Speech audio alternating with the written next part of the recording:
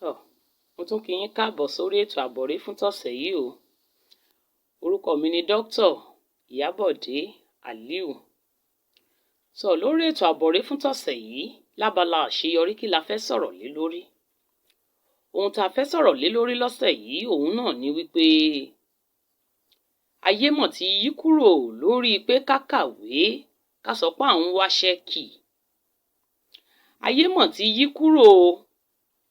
Ṣé ẹ rí okòòwò àbí ọrọ̀ ajé tá à ń pè ní ká kàwé tán ká sì wáṣẹ́ ká ríṣẹ́, eléyìí là ń pè ní job economy.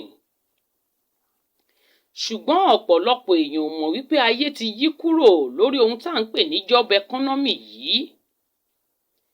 Ìrìn àjò okòòwò wípé ká rán ọmọ nílé ìwé kọ́mọ ó ríṣẹ́ lẹ́yìn ìgbà tó bá kàwé tán. Lóòótọ́ ó dáa ká kàwé, bẹ́ẹ̀ ni kò sí ohun tó dáa tó. Nítorí pé àwọn olóyìnbó wọ́n sọ̀rọ̀ wọ́n ní if education is expensive, try ignorance. Tó o bá sọ wípé kéèyàn ó kàwé tàbí kó kẹ́kọ̀ọ́ ó wọ́n ní kó o gbìyànjú láti mọ̀ ní ẹ̀kọ́ kó o lè mọ̀ wípé yẹn gan wọ́n ju kéèyàn ní ẹ̀kọ́ lọ. Ẹ̀kọ́ ló dáa jù. Ṣùgbọ́n ayé ló ti yí kúrò lórí wípé ká kẹ́kọ̀ọ́ tán nílé ẹ̀kọ́ gíga. Ká mọ̀ retí wípé ìjọba ó pèsè iṣẹ́ kan fún wa. Ayé ti yí kúrò lórí irú nǹkan báyìí. Lóòótọ́ àwọn èèyàn ò fẹ́ gbà wípé ayé ti yí kúrò. Bẹ́ẹ̀ ni ọ̀pọ̀lọpọ̀ àwọn ìyá wa wọ́n fẹ́ràn láti máa sọ wípé ìwé tí mi ò lè kà ọmọ mi ó kà á. Lóòótọ́ ni ìwé tẹ́ ẹ̀ lè kà ó yẹ kọ́mọ yín ó kàwé. Ṣùgbọ́n gbogbo nǹkan náà ló gba àdọ́gbọ́n sí. Ó dáa ká dọ́gbọ́n sí nǹkan. Ẹ rí wípé àwọn ìjọba wa náà lásìkò tá a wà yìí ohun tí wọ́n ń sọ fún wa náà ni wípé bó o bá kàwé kó o tún kọ́ṣẹ́ ọwọ́ kan sí o. Ó dáa ká kàwé lóòótọ́, ṣùgbọ́n yẹ ká tún dá ọgbọ́n kan lẹ́gbẹ̀ẹ́ kan. Nítorí ayé ti yí kúrò ní ìlànà pé mo kàwé tán mò ń wáṣẹ́. Ìlànà tí ayé yìí sínsìn òun ni ti ẹ̀rọ ayárabíàṣá tí a mọ̀ sí ti kọ̀ǹpútà, tí a tún wá mọ̀ sí ìmọ̀ nípa ìtàkùn ayélujára. Ibi táyé yìí sínsìn òun ni skill economy. Skill economy yìí la ní láti papọ̀ pẹ̀lú ìlànà ìṣe nǹkan ní ti ayé òde òní tí a mọ̀ sí digital knowledge. Ẹ rí i pé ní àkókò yìí tẹ́ ẹ bá wò dáadáa, àwọn tó lówó jù lágbàáyé òun làwọn tí wọ́n ní ìmọ̀ nípa ohun tá a pè ní digital. Ẹ wò àwọn tí wọ́n ṣàgbékalẹ̀ ohun tá à ń pè ní Facebook, àwọn tó ṣàgbékalẹ̀ ohun tá à ń pè ní Instagram àti àwọn tó ṣe àgbékalẹ̀ YouTube, Google, gbogbo àwọn eléyìí àwọn làwọn tó lówó jù lágbàáyé lọ́wọ́lọ́wọ́ bá a ṣe ń sọ yìí. Kí ló fà èyí ni wípé àwọn ní ìmọ̀ nípa ohun tá à ń pè ní digital, they have digital knowledge. Bẹ́ẹ̀ ni ìmọ̀ tó o bá mọ̀ tẹ́nìkejì rẹ̀ ò mọ̀, òun ló lè sọ ẹ́ di ẹni tí ó ṣe àṣeyọrí lọ́wọ́ tá a wà ń bẹ̀ yìí o. Nítorí pé ìmọ̀ tó o mọ̀ tẹ́nìkejì rẹ̀ ò mọ̀ dandan ni kó sanwó fún un. Bẹ́ẹ̀ ni dandan ni kó sanwó fún ìmọ̀ tó o mọ̀. Èyí ló túmọ̀ sí wípé you have a skill that others don't have. Ìyẹn ni wípé skill economy la wà yìí kì í ṣe job economy mọ́ o. Èyí tá à ń pè ní ká kàwé ká wáṣẹ́ òun la mọ̀ sí job economy. Ṣùgbọ́n lọ́wọ́ tá a wà yìí skill economy la wà. Bẹ́ẹ̀ ni ìmọ̀ tó o ní tẹ́nìkan ò nírú rẹ̀. Ìmọ̀ wo la wá lè ní lásìkò yìí tẹ́nìkan ò nírú rẹ̀? Òun náà ni ìmọ̀ lórí bá a ṣe ń ṣe nǹkan ní ìlànà ti ìgbàlódé ti digital. Gbogbo àwọn tẹ́ ń wò tẹ́ ń pè yahoo yahoo ni wọ́n. Ẹ rí wípé àwọn tá à ń pè ní yahoo boys, àwọn ni àwọn tó jẹ́ pé a rí wípé wọ́n ní owó lọ́wọ́ dáadáa tí àwọn èèyàn sì mọ ìdí owó wọn.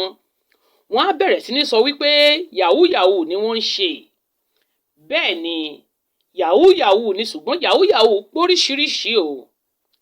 Yahoo legit wà tí a mọ̀ sí pé kéèyàn máa ṣiṣẹ́ lórí ìtàkùn ayélujára ní ọ̀nà tó tọ́ àti bó ṣe yẹ. àwọn ọ̀nà tí a lè gbà láti ní owó lórí ìtàkùn ayélujára pọ̀ rẹpẹtẹ. Bẹ́ẹ̀ ni kì í ṣe gbogbo àwọn tẹ́ rí tí wọ́n ń ṣe yahoo yahoo yẹn ló jẹ́ pé ìlànà tí ò tọ́ ni wọ́n fi ń rí owó. Àwọn ìlànà yahoo téèyàn lè fi rí owó pọ̀ lórí ìtàkùn ayélujára yìí ló yẹ ká kẹ́kọ̀ọ́ nípa rẹ̀. Nítorí pé eléyìí ló ní ayé lọ́wọ́lọ́wọ́ bá a ṣe ń sọ̀rọ̀ yìí. Ẹni tí ò bá ní ìmọ̀ nípa díjítà àti làmìlaka láti lówó rẹpẹtẹ ó mà le díẹ̀. Nítorí pé ìlànà yìí ni ìlànà ìgbàlódé táwọn èèyàn ń lò tí wọ́n fi ń ní owó rẹpẹtẹ o. Bẹ́ẹ̀ ni fún ẹ̀yin tẹ́ bá fẹ́ mọ̀ nípa ìmọ̀ díjítà tí mo sọ̀rọ̀ nípa rẹ̀ yìí, ẹ lè kàn sí iléeṣẹ́ kan tẹ́ ń wò lójú amóhùnmáwòrán mi yìí. Tẹ́ ń wò lójú amóhùnmáwòrán yìí. Iléeṣẹ́ www.digitech.com.ng. Ẹ wá wọn lórí ìtàkùn ayélujára. Bẹ́ẹ̀ ni ìlú Ìbàdàn ni wọ́n fi ṣe ibùgbé. Wọ́n ṣàlàyé fún yín lẹ́kùnrẹ́rẹ́ lórí bí ẹ ṣe lè rin ìrìn àjò yín o. Lórí àti ní ẹ̀kọ́ nípa díjítà tá à ń sọ̀rọ̀ rẹ̀ yìí. Àní rí mọ́ ju báyìí lọ. Lórí abala àṣeyọrí fún tọ̀sẹ̀ yìí, ẹ jẹ́ kí n tara kánkán kí n lọ sí abala fèyí kọ́gbọ́n. Abala fèyí kọ́gbọ́n ọ̀hún ló ṣẹlẹ̀ sí àwọn arábìnrin kan ní ìlú Èkó. Ìdílé kan lọ̀rọ̀ yìí ṣẹlẹ̀ sí láìpẹ́ yìí o. Bẹ́ẹ̀ ni nínú ìdílé yìí òun ni wọ́n ti yan olùṣọ́ àgùntàn wọn kan láàyò. Àwọn ọmọ wọn méjì, ọmọbìnrin kan ọmọ ọdún 13 àti ìkan ọmọ ọdún 17. Òun ni ẹni tó jẹ́ pásítọ̀ wọn ti bẹ̀rẹ̀ sí ní ṣe àṣepọ̀ pẹ̀lú àwọn ọmọ méjèèjì yìí o. Ìyàlẹ́nu ló jẹ́ fún wa nígbà tá a gbọ́ wípé ìyá àwọn ọmọ yìí máa mọ̀ sí i. Bẹ́ẹ̀ ni bàbá wọn pàápàá mọ̀ sí i. Ohun tó ṣẹlẹ̀ ni wípé wọ́n kó àwọn ọmọ náà fún pásítọ̀ ìjọ wọn yìí wípé kó bá wọn lé ẹ̀mí òkùnkùn kúrò nínú wọn. Tí pásítọ̀ náà sì sọ fún wọn wípé àfi kóun ó bá wọn ṣàṣepọ̀ o. Kó tó di pé ẹ̀mí òkùnkùn yóò kúrò nínú wọn, táwọn òbí àwọn ọmọ yìí sì gbà wípé kí pásítọ̀ yìí ṣe bẹ́ẹ̀. Èyí tó jẹ́ ọmọ ọdún 13 láti ìgbà tó ti wà ní ọmọ ọdún 9, òun ni pásítọ̀ yìí ti bẹ̀rẹ̀ sí ní bá alájọṣepọ̀ látàrí wípé òun fẹ́ lé ẹ̀mí òkùnkùn kúrò nínú ayé rẹ̀. Èyí tó jẹ́ ọmọ ọdún 17 yìí òun ni pásítọ̀ yìí ti bẹ̀rẹ̀ sí ní bá alájọṣepọ̀ nígbà tó ti wà ní ọmọ ọdún 16. Ìyàlẹ́nu tó wà ńbẹ̀ náà ni wípé àwọn òbí ọmọ yìí méjèèjì máa mọ̀ sí ìṣẹ̀lẹ̀ yìí. Ṣùgbọ́n nígbà tó di wípé ọ̀rọ̀ bẹ́yìn yọ, ó di wípé pásítọ̀ yìí mọ̀ fún àwọn ọmọ méjèèjì yìí lóyún o. Ó fún ẹ̀gbọ́n lóyún ó sì tún fún àbúrò náà lóyún lẹ́ẹ̀kan náà. Òun ni àwọn ajàfẹ́tọ̀ọ́ ọmọnìyàn kan bá dìde. Ni wọ́n bá gbé ọkùnrin náà lọ sí àgọ́ ọlọ́pàá wípé kí ló dé tó fi lè fún àwọn ọmọ méjèèjì lóyún àti wípé àwọn ọmọ yìí jẹ́ ọmọ tó jẹ́ pé ọjọ́ orí wọn kéré. Ǹjẹ́ ẹ jẹ́ mọ̀ wípé àwọn òbí àwọn ọmọ yìí mọ̀ yarí wípé àwọn ọlọ́pàá ò mọ̀ ní mú arákùnrin tá a pè ní pásítọ̀ yìí lọ.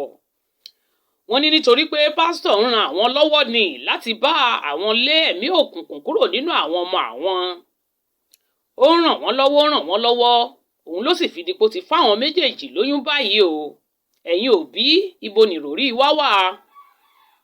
Ibo lọ́gbọ́n orí wá wà tá a fi lè fi àwọn ọmọ wa, tá a fi lè fi ayé wọn ta tẹ́tẹ́ bí irú èyí? Báyìí ló di pé ìyá ọmọ yìí a rí nínú fọ́nrán kan tí màá fi hàn lẹ́yìn fídíò yìí. Tẹ́ bá láǹfààní láti wo fídíò yìí dé ìparí, ẹ rí fọ́nrán yìí o níbi táwọn ọlọ́pàá ti ń gbìyànjú láti mú pásítọ̀ náà lọ sí àgọ́ wọn.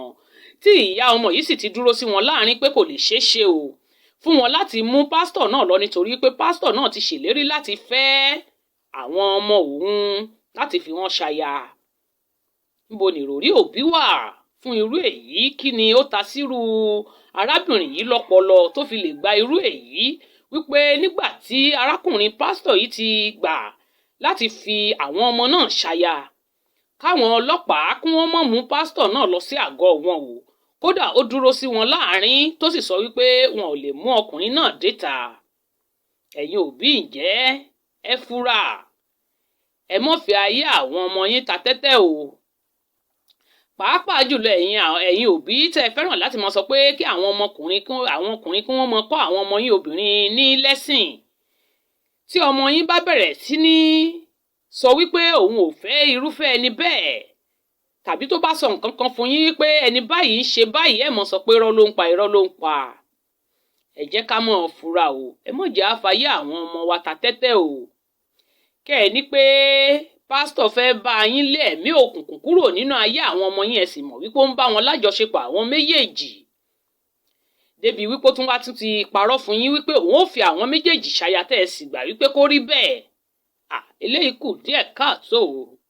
Ǹjẹ́ àwọn òbí tó kù wọ́n ní àgbà tó jì sí kòtò, ó yẹ kó kára yòókù lọ́gbọ́n o.